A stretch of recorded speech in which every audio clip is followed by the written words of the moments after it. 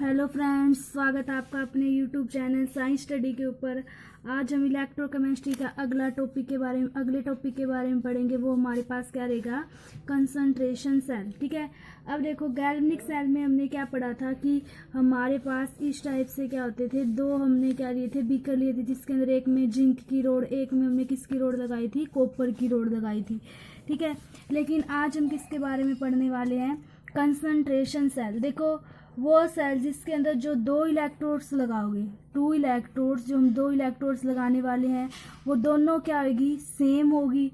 ठीक है, लेकिन उनकी जो कंसंट्रेशन है इलेक्ट्रोलाइट की, वो क्या होगी, डिफरेंट होगी। कंसंट्रेशन है वो क्या होगी, डिफरेंट होगी।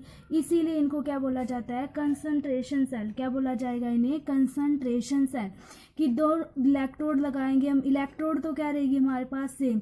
जैसे हमने यहाँ पर जिंक और कॉपर की अलग अलग ली है, इसके अंदर हम जिंक की, यहाँ पे भी जिंक की ले लेंगे, और दूसरे वाले बीकर उस कैथोड के रूप में वो भी कौन काम करेगा, जिंक काम करेगा।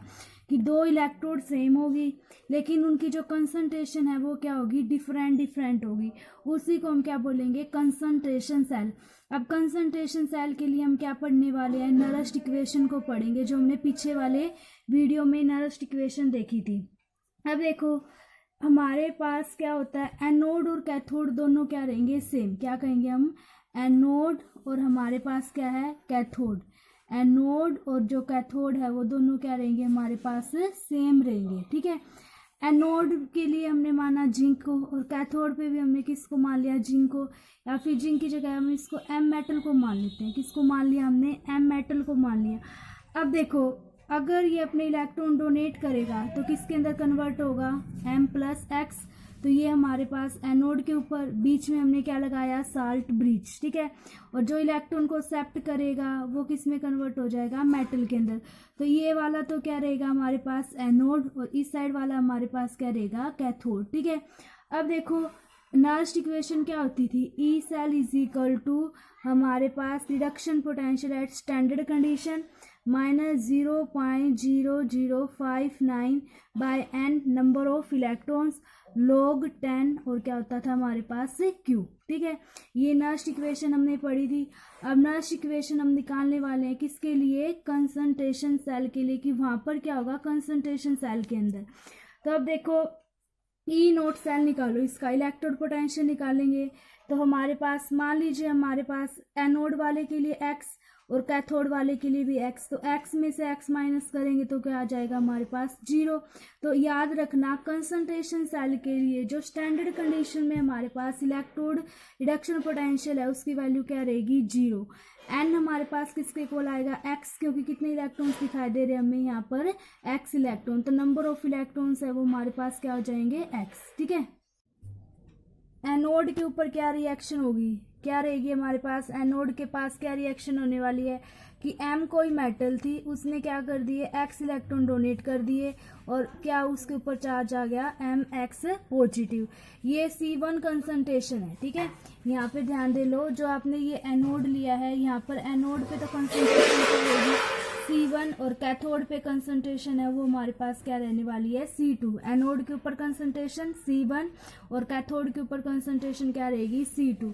तो यहाँ पर हमारे पास यहाँ पर ये इलेक्ट्रॉन डोनेट कर रहा है। ठीक है, तो डोनेट कहाँ पर करते थे, एनोड के पास। ठीक है, डोनेट कहाँ करेंगे, एट एनोड। एनोड पे क्या होता था, ऑक्सीडेशन। एनोड के ऊपर क्या आएगा हमारे पास, ऑक्सीडेशन। ठीक है, अब देखो उसके बाद हमारे पास क्या रहेगा कि कैथोड आ गया। कैथोड एक्सेप्ट ऑफ इलेक्ट्रॉन की एम एक्स पॉजिटिव, वो ये हमारे पास मेटल आयन था, इसने एक्स इलेक्ट्रॉन को क्या कर लिया, एक्सेप्ट कर लिया, और ये किस में कन्वर्ट हो जाएगा हमारे पास, मेटल के अंदर कन्वर्ट हो जाएगा।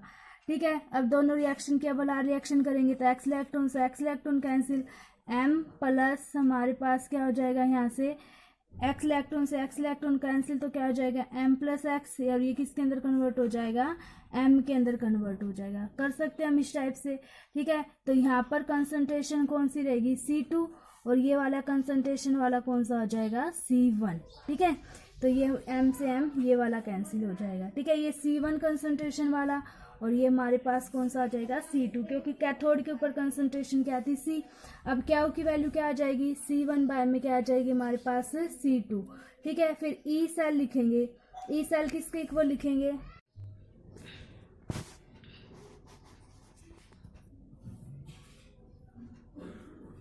ठीक है, ये एनोड के ऊपर था, ये कैथोड के ऊपर।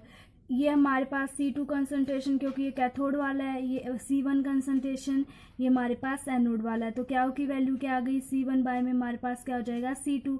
ई सेल हम क्या लिखते थे नरेस्ट इक्वेशन में कि नोट ऑफ सेल वो क्या है हमारे पास 0 minus 0.059 by N. Number of electron कितने थे x log 10 क्या की वैल्यू क्या आ गई C1 बाय हमारे पास क्या C2। ई सेल है वो किसके इक्वल हो जाएगा, 0 को तो हम लिखेंगे नहीं, माइनस 0.059 n log 10 और बाय में क्या हो जाएगा C1 बाय में क्या हो जाएगा C2।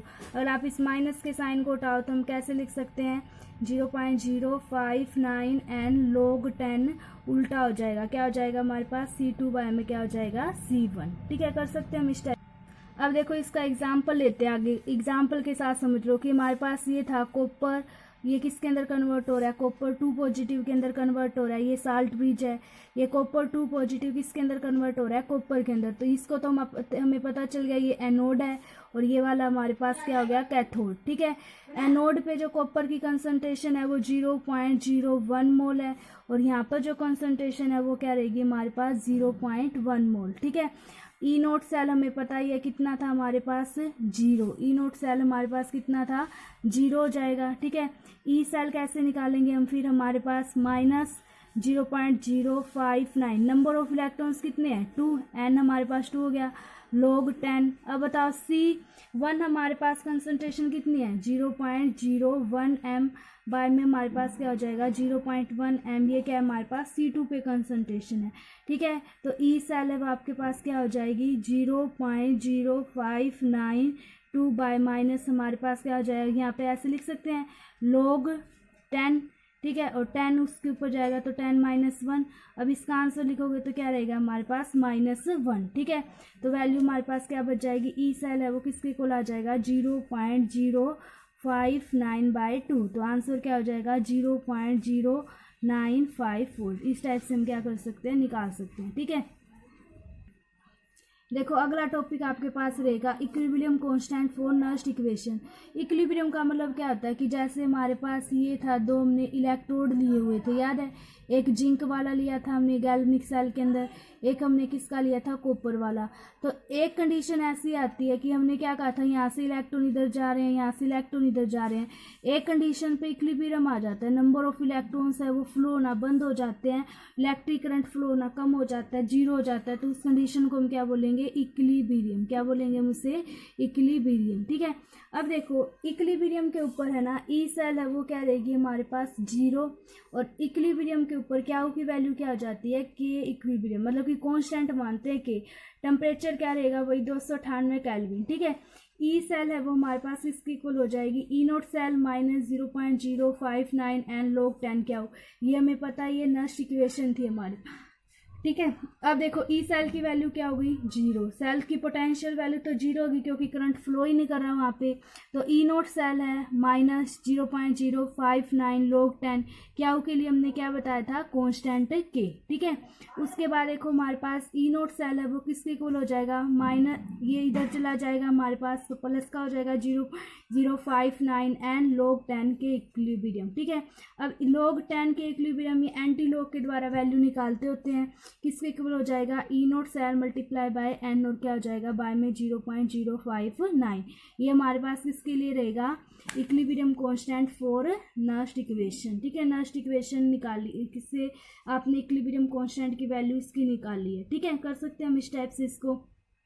देखो आज का टॉपिक रिवाइज कर लेते हैं। सबसे पहले हमने क्या पढ़ा था कंसंट्रेशन सेल, कि वो सेल जिसके अंदर दो इलेक्ट्रोड्स होती है वो सेम मेटल की बनी होगी, लेकिन कंसंट्रेशन हमने दोनों की क्या ली थी डिफरेंट ली थी। जैसे हमने मान लीजिए एग्जांपल के लिए जिंक है, इसकी यहाँ पर C1 कंसंट्रेशन है, एनोड की तरह बिहेव करेगा। यहाँ पर C2 कंसंट्रेशन है, किसकी तरह बिहेव करेगा कैथोड की तरह बिहेव करेगा। तो मेटल जब इलेक्ट्रॉन डोनेट कर रही है तो एनोड की तरह बिहेव करेगी, C1 कंसंट्रेशन कंसंट्रेशन, और यहाँ पर इलेक्ट्रॉन एक्सेप्ट कर रही है C2 कंसंट्रेशन, तो मतलब कि यहाँ पर किसकी तरह बिहेव करेगी, कैथोड के ऊपर। तो ई सेल हमारे पास किसके इक्वल होता था, ये नर्स्ट इक्वेशन हमने पढ़ी थी, ई नॉट सेल माइनस 0.059 n और log 10 क्यू, ठीक है। और ई नोट सेल हमारे पास, मैंने क्या कहा था कि कंसंट्रेशन सेल के लिए इसकी वैल्यू हमारे पास क्या रहेगी, 0, एन की वैल्यू हमारे पास क्या हो जाएगी, x, ठीक है। उसके बाद देखो एनोड के ऊपर क्या रिएक्शन है कि कोई भी मेटल है उसने इलेक्ट्रॉन्स को क्या किया है, डोनेट किया है, तो उसके ऊपर पॉजिटिव चार्ज आएगा। और ये कंसंट्रेशन क्या थी यहाँ पर मेटल की, C1, और कैथोड के ऊपर उसने इलेक्ट्रॉन को क्या किया है, एक्सेप्ट किया है, तो वो किस में कन्वर्ट होएगा, मेटल के अंदर। और यहाँ पर जो कंसंट्रेशन थी वो क्या थी हमारे पास, C2, ठीक है। तो C2 तो हमारे पास कैथोड के ऊपर, C1 हमारे पास क्या है, एनोड के ऊपर। तो x इलेक्ट्रॉन्स x और m से क्या कट गया, m, तो क्या बच गया, C2 कंसंट्रेशन वाला इधर और C1 वाला इधर। और क्या की वैल्यू क्या आई हमारे पास, C1 बाय में क्या आया, C2, ठीक है। तो ई सेल हमारे पास क्या हो गया, ई नोट सेल तो 0 था, तो क्या बचेगा, minus 0.059 by n log 10 C1 by में क्या हो जाएगा, C2, ठीक है। अगर हम यहाँ पर कॉपर वाला एग्जाम्पल ले, कॉपर है वो किस में कन्वर्ट हो रहा है, कॉपर पॉजिटिव के अंदर, तो मतलब ये एनोड ये कैथोड, यहाँ पर कंसंट्रेशन 0.01 है और यहाँ पर 0.1। तो आपको ई सेल रिडक्शन पोटेंशियल निकालना है, तो कैसे निकालेंगे, वही इक्वेशन यूज करो, इसी का एग्जांपल है ऊपर वाले का। तो ई सेल हमारे पास माइनस 0.059/2 log 10, C1 क्या थी, यही 0.01, C2 क्या आपके पास 0.01। तो इसको सॉल्व करेंगे तो आंसर आ जाएगा हमारे पास 0.0295 वोल्ट, ठीक है। उसके बाद देखो इक्विलिब्रियम कांस्टेंट, हमने क्या कहा था कि जब करंट फ्लो करना क्या हो जाए, हमारे पास 0 हो जाए, इक्विलिब्रियम की कंडीशन आ जाए, तो वहाँ पे नर्स्ट इक्वेशन क्या बनेगी, वहाँ से हम इक्विलिब्रियम कांस्टेंट की वैल्यू निकालेंगे। ई सेल है वो हमारे पास 0 है, इक्विलिब्रियम कांस्टेंट पे हमारे पास क्यू की वैल्यू क्या हो जाती है, के हो जाती है। टेम्परेचर वही 298 केल्विन, के कांस्टेंट है, ठीक है। उसके बाद देखो ई सेल, ये नर्स्ट इक्वेशन होती थी, ये हमने बहुत बार पढ़ ली, E naught cell minus 0.059 by n log 10 Q. ये वैल्यू हमने क्या कहा, 0 ऊपर लिखा हुआ भी है, क्योंकि करंट तो वहाँ पे फ्लो नहीं कर रहा, तो इलेक्ट्रोड पोटेंशियल तो उस सेल का होगा ही नहीं। तो ई सेल हमारे, ई नोट सेल हमारे पास माइनस 0.059 n log 10 के इक्विलिब्रियम कांस्टेंट, ठीक है। अब देखो ई सेल इस साइड लेके आओगे आप, तो ये वाला माइनस वाला उस साइड जाके पॉजिटिव का हो जाएगा, तो यहाँ से क्या बच जाएगा, log 10 के। अब देखो log 10 के की वैल्यू अगर आप निकालोगे तो E naught cell multiply by n, यहाँ पे नीचे उधर जाके ऊपर की साइड, और बाद में क्या हो जाएगा 0.059, ठीक है। तो ये हम एंटी लॉग की वैल्यू को यूज करके इसकी वैल्यू निकालेंगे। थैंक्स वीडियो देखने के लिए। अगर आपको वीडियो अच्छा लगे लाइक करें, शेयर करें, चैनल को सब्सक्राइब करें। Thank you.